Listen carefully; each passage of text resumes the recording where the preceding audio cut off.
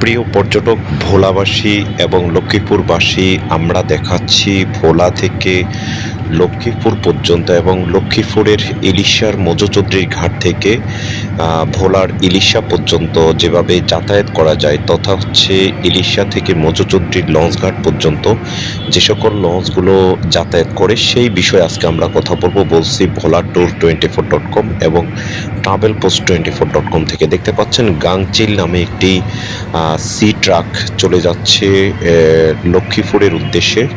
আমরা দেখতে পাচ্ছি ভোলার ইলিশা থেকে লক্ষ্মীপুরের উদ্দেশ্যে সি ট্রাকটি চলে গিয়েছে এবং পাশাপাশি মানে কেয়ারি ফেরি নামে একটি ফেরি যাচ্ছে লক্ষ্মীপুরের উদ্দেশ্যে। আমরা সেটি দেখতে পাচ্ছি, অনেক বড় একটি ফেরি।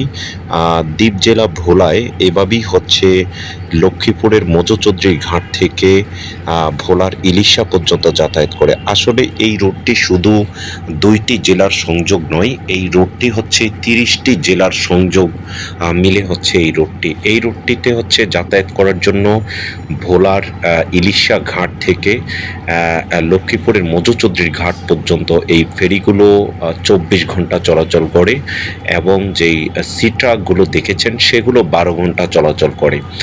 এই সি ট্রাকগুলো এবং হচ্ছে যেই ফেরিগুলো, এগুলো যাতে 24 ঘন্টার মধ্যে 2 ঘন্টা অন্তর অন্তর বর্তমানে চলাচল করে, সেটি না করে যাতে হচ্ছে 1 ঘন্টা পর পর অথবা আধা ঘন্টা পর পর যাতে চলাচল করে।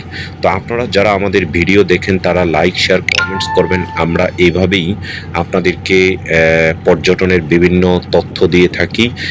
যারা দ্বীপ জেলা ভোলাতে ঢাকা হতে অথবা চট্টগ্রাম থেকে হচ্ছে ঘুরতে যেতে চান, তারা হচ্ছে মজুচৌধুরীর লক্ষ্মীপুরের মজুচৌধুরী ঘাটে চলে আসবেন। সেইখান থেকে ভোলার যে ইলিশা ঘাট রয়েছে সেই ইলিশা জংশনে আপনারা এই সি ট্রাক অথবা হচ্ছে ইসের মাধ্যমে আপনারা যেতে পারবেন, যেটি হচ্ছে ফেরির মাধ্যমে যেতে পারবেন। মাত্র 1.5 থেকে 2 ঘন্টার মধ্যে আপনারা নদীর এই পার থেকে ওপারে যেতে পারবেন, যদি হচ্ছে লঞ্চের নদীর অবস্থা ভালো থাকে। তো সবাই লাইক, শেয়ার, কমেন্টস করবেন। ভালো থাকবেন, সুস্থ থাকবেন।